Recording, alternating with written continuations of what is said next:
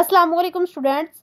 आज की इस वीडियो के अंदर 11th क्लास फर्स्ट ईयर का स्टैट्स का गेस्ट पेपर अपलोड किया जाएगा। ICS सब्जेक्ट बेसिकली चॉइस होती है, आप लोग स्टैट्स पढ़ते हैं या तो फिज़िक्स पढ़ते हैं। फिज़िक्स के भी गेस्ट पेपर अपलोड होंगे और स्टैट्स के भी अपलोड होंगे। इनकी पेयरिंग स्कीम जो है वो अपलोड है पहले से। गेस्ट पेपर जो है वो MCQs के अब दोनों आप लोगों को मिल रहे हैं। फिज़िक्स का पहले अपलोड है, स्टैट्स का अब इसके अंदर मिल जाएगा। और बाकी है सब्जेक्टिव की बात, सब्जेक्टिव भी बहुत जल्द अपलोड कर दिया जाएगा। और यहाँ पे मैंने ICS मेंशन कर दिया ताकि आप लोगों को क्लेरिफाई समझ आ जाए कि ICS सब्जेक्ट स्टैट्स।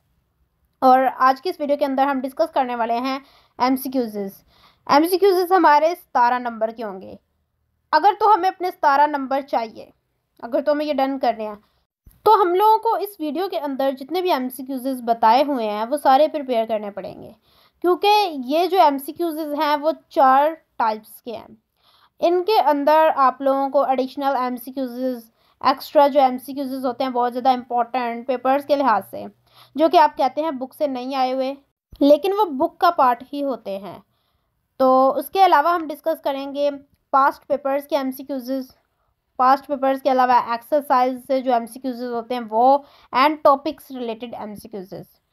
जितने भी ये 4 टाइप्स के MCQs हैं उनको कंबाइन करके आप लोगों को प्रोवाइड किए गए हैं ताकि किसी भी किस्म की कोई डिफ़िकल्टी ना हो और आप लोग याद करें और आसानी के साथ करें, ताकि आप लोगों को कोई भी मुश्किल पेश ना आए और आप लोग इजीली याद कर लें, आप लोगों का टाइम सेव हो, जो कि बहुत ज़्यादा मैटर करता है। सो हम लोग आ चुके हैं अपने गेस्ट पेपर की तरफ। गेस्ट पेपर में आप लोगों को ऊपर बबल शीट्स शो हो रही हैं, जो कि मैं हर MCQs के गेस्ट पेपर में बताती हूँ। ये बताना लाजमी है क्योंकि आप लोग अगर कोई वीडियो नहीं देख रहे तो मिस कर रहे हैं, तो आप लोगों को इस वीडियो के अंदर, नेक्स्ट वीडियो, हर वीडियो के अंदर बताया जाएगा ताकि आप लोग इस चीज़ को माइंड में रखें, याद कर लें इस चीज़ को।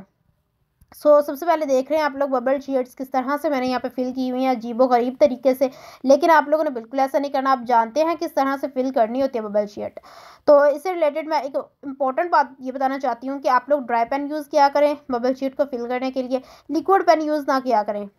अब थोड़ा सा हम एडवांटेजेस एंड डिसएडवांटेजेस देख लेते हैं dry pen and liquid pen के। लेकिन सबसे पहले मैं आप लोगों को इम्पोर्टेंट बात बता दूं, आप लोग साथ साथ MCQs को प्रिपेयर करें और इंस्ट्रक्शंस भी सुने। MCQs इस तरह से प्रिपेयर करें कि पहले अपना माइंड लगाएं, खुद से इनके आंसर्स को अज्यूम करें, उसके बाद ही इनके आंसर्स को देखें। ऐसे बेटर हो जाएगा, आपको अपना पता चल जाएगा कि आप लोगों की कितने % तैयारी है और कितने % करने वाली है। इस लिहाज से आप लोग इसको प्रिपेयर करें अभी से ही। बाकी हम बात कर रहे थे कि लिक्विड एंड ड्राई पेन की बात। लिक्विड पेन अगर आप यूज़ करेंगे तो बेसिकली आप फिल तो कर देंगे, और फिल करने के बाद वो आप लोगों ने देखा होगा कि जहाँ से आप फिल कर रहे हैं वहाँ से वो पेज जो है ना वो थोड़ा सा बारीक और हल्का हो जाता है, लाइक वो फटने वाला हो जाता है कि वो वहाँ से पेज ख़राब हो जाएगा और निकल जाएगा नीचे से।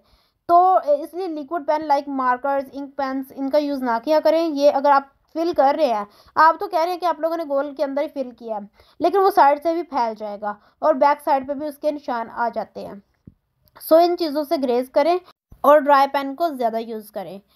आप लोगों ने देख लिए हैं लिक्विड एंड ड्राई पेन के एडवांटेजेस एंड डिसएडवांटेजेस। और ड्राई पेन यूज़ करेंगे तो बेसिकली आप लोगों को फ़ायदा ही होगा, ना तो उससे आप लोगों का पेज फटने वाला है, ना आप लोगों का बैक साइड पे कोई निशान पड़ेगा, जहाँ तक फिल करेंगे वहीं तक ही रहेगा।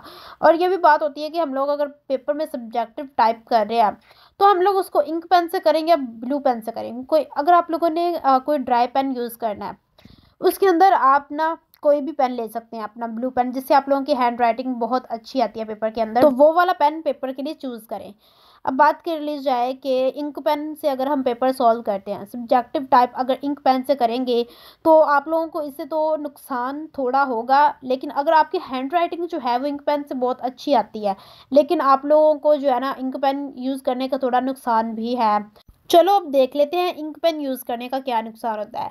उसका नुकसान बेसिकली एक तो ये है कि अगर तो आप इंक पेन यूज़ कर रहे हैं, आपका कहीं पे भी कोई मिस्टेक हुई है तो आपने रिमूवर यूज़ किया है।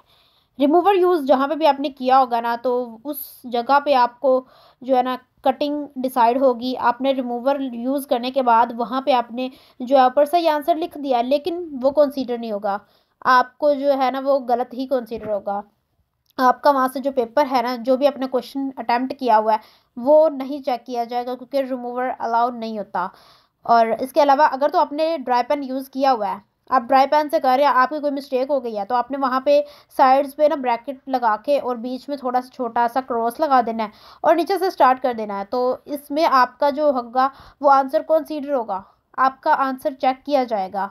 ऊपर जहाँ पे आपने क्रॉस लगाया हुआ है इसका कोई इशू नहीं बनेगा, बट आप रिमूवर यूज़ करेंगे तो ज़रूर इशू बन सकता है। अब दूसरा डिसएडवांटेज देख लेते हैं इंक पेन का। वो ये होगा कि अगर आप इंक पेन से पेपर के अंदर लिख आए हैं तो पेपर के अंदर क्या वो आपका जो इंक पेन है उसका रंग उड़ेगा नहीं। मतलब कि इंक पेन जो होते हैं, कुछ ऐसी इंक्स होती हैं जिनके रंग उड़ जाते हैं काफ़ी देर बाद।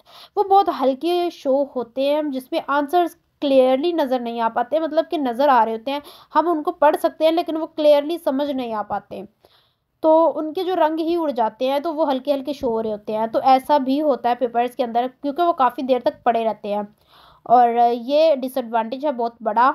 अगर तो सारा पेपर ऐसा हो जाएगा तो फिर तो क्या ही समझ आनी है एग्जामिनर्स को। लेकिन जो एग्जामिनर्स होते हैं वो वाले पेपर्स भी चेक करते हैं। आप लोगों ने सुना होगा बहुत ज़्यादा इंस्ट्रक्शंस दी जाती हैं कि पेपर में इंक पेन यूज़ ना किया करें, बॉल पेन यूज़ किया करें।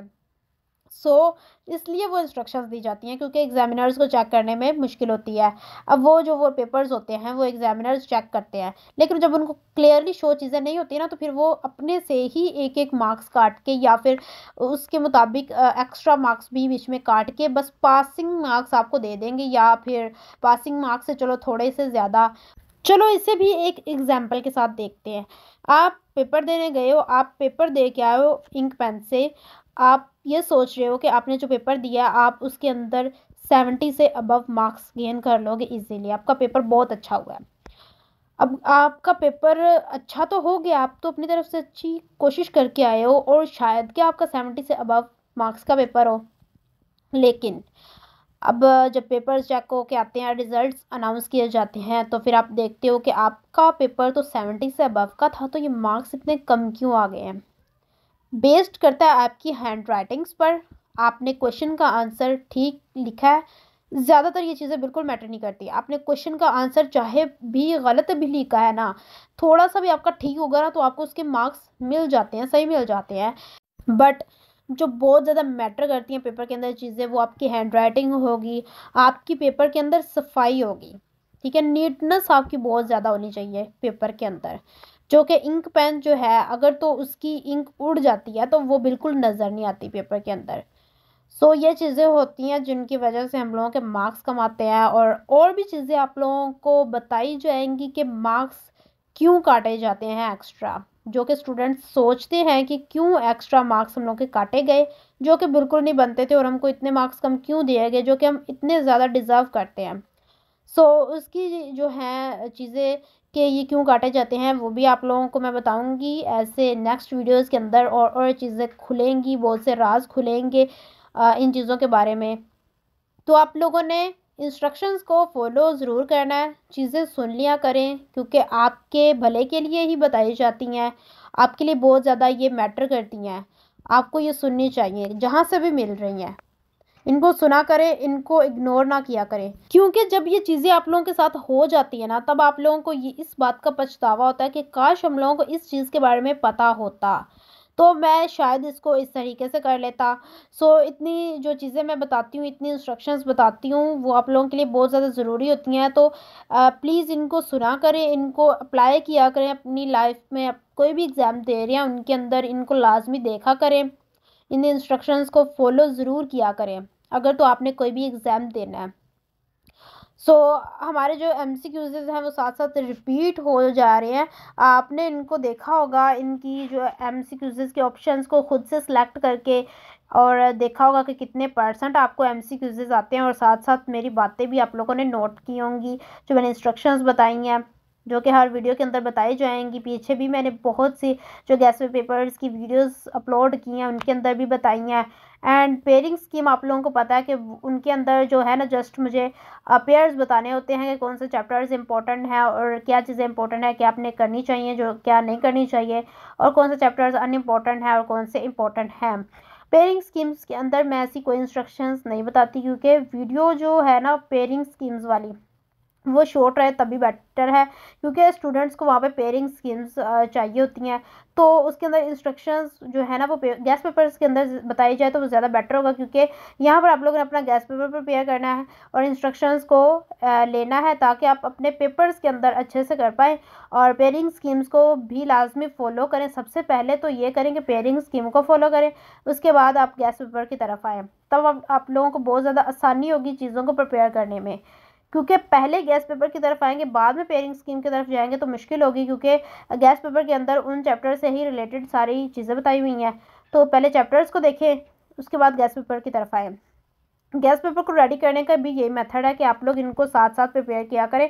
जैसे जैसे मैं सीक्वेंस के साथ वीडियोस अपलोड करती हूँ, मैं एक दिन के अंदर बहुत ज़्यादा वीडियोस नहीं डालती, क्योंकि अगर तो मैं एक दिन के अंदर बहुत ज़्यादा गैस पेपर्स अपलोड कर दूँ तो आप लोगों के पे बर्डन आ जाएगा और आप लोग ये सोचेंगे कि इतने ज़्यादा गैस पेपर्स पड़े हैं, इतनी पेयरिंग स्कीम्स पड़ी हैं, हम इनको कैसे फॉलो करें। तो इसलिए मैं सीक्वेंस के साथ एक दिन एक वीडियो अपलोड करती हूँ, ताकि आप लोग जो है ना उसको साथ साथ मैनेज कर सकें, साथ साथ प्रिपेयर करें।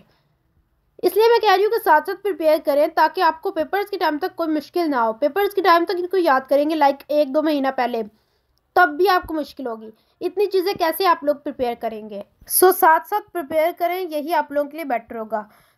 हमारा जो यहाँ पर गैस पेपर है 11th क्लास स्टैट्स का वो कंप्लीट हो चुका है। मीन्स कि हम लोगों ने कंप्लीट MCQs देख लिए हैं, आप लोगों ने भी साथ साथ देखे हैं।